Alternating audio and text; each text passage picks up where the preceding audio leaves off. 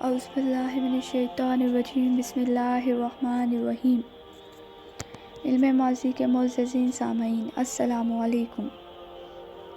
آج ہم جس ٹاپک پہ بات کر رہے ہیں وہ یہ ہے کہ شیطان ہمیں کن باتوں سے ورگلاتا ہے۔ میں سوچتی ہوں کہ ابلیس جب جانتا تھا کہ اللہ تعالیٰ کا راستہ سیدھا ہے تو اس نے کیوں چھوڑا، اور اگر چھوڑنا ہی تھا تو اسے سیدھا راستہ بولا ہی کیوں؟ آپ کے درست راستے پر بھی کہہ سکتا تھا، مگر اس نے کہا آپ کے سیدھے راستے پر بیٹھوں گا۔ شاید ابلیس نے مستقیم سے مراد درست نہیں بلکہ اسٹریٹ لیا ہو۔ سیدھے راستے کا مسئلہ یہ ہوتا ہے کہ اس سے ذرا سا ترچھا چلو تو شروع میں تو بس سیدھی لائن سے ذرا سا فاصلہ پیدا کر لیتا ہے انسان، لیکن جیسے جیسے آگے بڑھتے جاؤ آپ سیدھی لائن سے مزید دور ہٹتے جاتے ہو، اور 90 ڈگری کی لکیر سے 1 ڈگری ہٹو تو آگے جا کر آپ سیدھی لائن سے بہت دور نکل جاتے ہیں۔ پھر آپ کو صراط مستقیم والی منزل نہیں ملتی۔ راستہ بدلتا ہے تو منزل بدل جاتی ہے، اور اس راستے سے ہمیں ادھر ادھر ہٹانے کے لیے شیطان کئی طریقوں سے ہم پر حملہ آور ہوتا ہے۔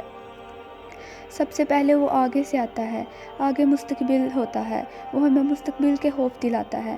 یہ کرو گے تو تمہارا کیریئر نہیں بنے گا، تمہاری فیملی کا کیا ہوگا، تمہاری شادی نہیں ہوگی، تم یہ اچھا کام کرو گے تو بالکل اینٹی سوشل ہو جاؤ گے۔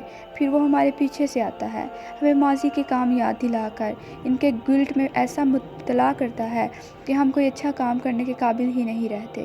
وہ کہتا ہے کہ تمہارے تو ماضی میں اتنے افیئرز ہیں، اب تو تمہاری شادی بھی اپنے جیسے بد کردار سے ہوگی، تم نے اپنے ماں باپ کا اتنا دل دکھایا ہے، اب تو تم کبھی راہ ہدایت نہیں پا سکو گے، تم نے نمازیں چھوڑ دی ہیں، اب تو تم کبھی واپس نیک ہو ہی نہیں سکتے۔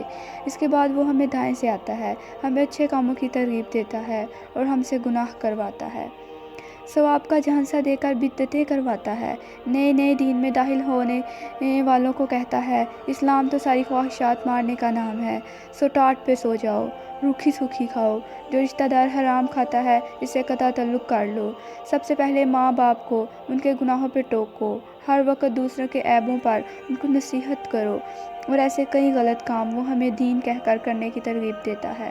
ان تینوں راستوں کے بعد وہ آتا ہے بائیں جانب سے۔ ہم سمجھتے ہیں کہ وہ صرف آتا ہی بائیں جانب سے ہے، مگر شیطان کا یہ آخری راستہ ہوتا ہے۔ وہ ہمیں برے کاموں کی ترغیب دیتا ہے، جھوٹ، چوری، قتل، فحش کام، یہ سب وہ آخر میں کرتا ہے جب اس کو ہمارے بگڑنے میں کوئی شک نہیں رہ جاتا۔ وہ ان کاموں سے شروع کبھی نہیں کرتا۔ حضرت آدم علیہ السلام اور بی بی حوا کے پاس بھی وہ آگے سے ہی آیا تھا اور ان کو مستقبل کا ایک دل فریب خواب دکھایا تھا۔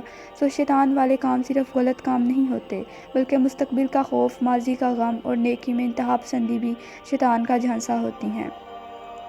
اللہ ہمیں شیطان کے شر سے محفوظ فرمائے اور اپنے حفظ و ایمان میں